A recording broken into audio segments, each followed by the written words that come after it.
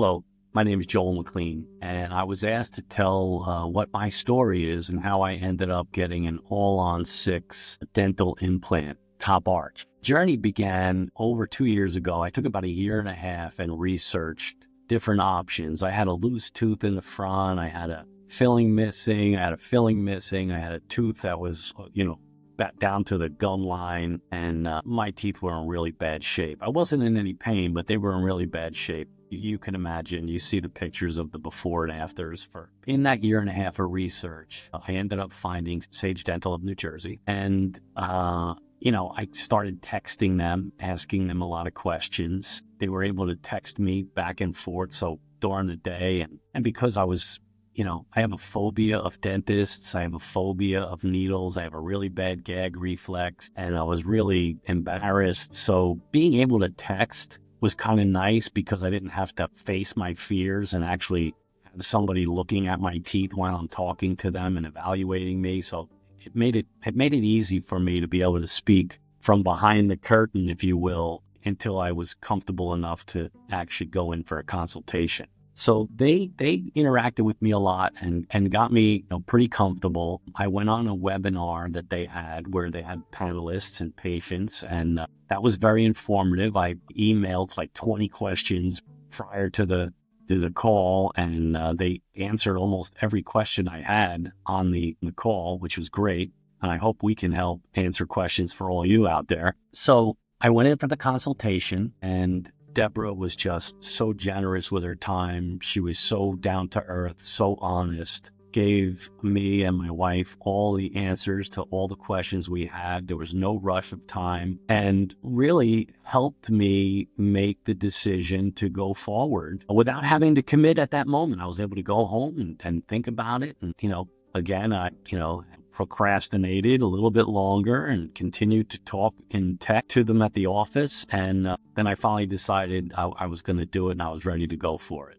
Well, Deborah had given me a bunch of options for financing. So I was able to go on and do different apps and see who was approving what. And then I got a terrific one through MOMNT, I think it was called. It was like a really great interest rate compared to the others, and I was happy about that. So it was very affordable. If I had a big regret, my biggest regret would be that I didn't get top and bottom at the same time. I should have only went through that one time instead of having to go through it again. But I didn't have the means. That I didn't want to put that burden of financial stress on my family, and not knowing if I was going to like it, love it, or what. But now that I went through it, probably could have stretched it and gone through it with the top end, but that's okay. I feel good. My bottom teeth don't show much. Believe it or not, they're not in bad shape, even though they don't look good. But the tops, right, pretty good.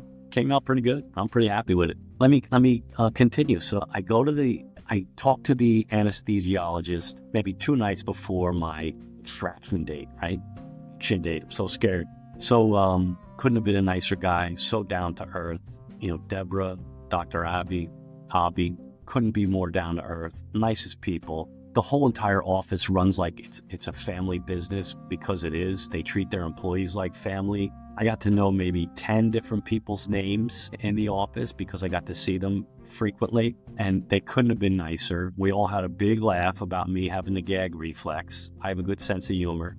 And they only laughed because I made them comfortable to laugh, because I was laughing because I just can't help it. I couldn't help it. You just can't help it. So the day of the extraction, right, they're going to pull all the teeth out. Seems like the most scariest moment of your life. I say to Dr. Abby, I say, put my hand on his shoulder. I said, I'm putting my life in your hands. And rather than dismiss my fear and dismiss my feelings and say, don't worry, it's going to be fine, you're going to be all right, none of that stuff. He said instead, I am humbled for your trust in me, and I thank you for your trust in me. And couldn't make me feel any better. The first day for the consultation, Debbie was, I think, as overjoyed as I was that I actually went there, because she knew how afraid I was. And after we got done speaking, she gave me a big hug and said, congratulations, you took your first step. And she genuinely meant it. And that feeling of concern, sympathy, empathy for me, a consideration, really made me know that I made the right choice. I'm just lucky I only live, I think I'm 30 minutes away from their office. I'm lucky that I only live 30 minutes away. Had I known that the experience would have been the way it was, I'd have drove 4 hours. I'd have drove 5 hours. You don't go that often. You once a month you're going. Why not? You can easily do that. So it's worth the trip. So, all right, we get down to the day of the extractions, right? So you go in, you meet the anesthesiologist. Everybody's it's like a normal work day for everybody. Everybody's friendly, happy to see you. Little tiny needle in the arm. I thought it was going to be this whole thing. Little tiny needle in my wrist.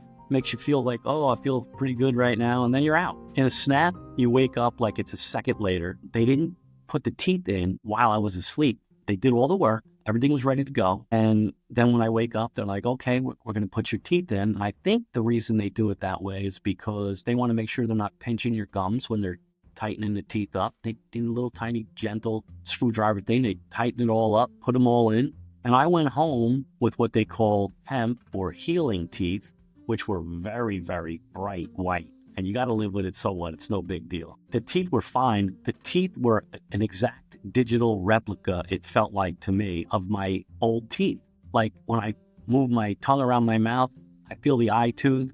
It felt like it was my tooth, like my teeth, sorry. And I found that to be really remarkable. They don't do all this gummy imprint stuff. Everything's done with a digital scanner. You know, they do the x-ray thing all the way around your head, but then they do this digital scanner thing they put in your mouth. They do the whole thing, your bite, everything with a digital scanner.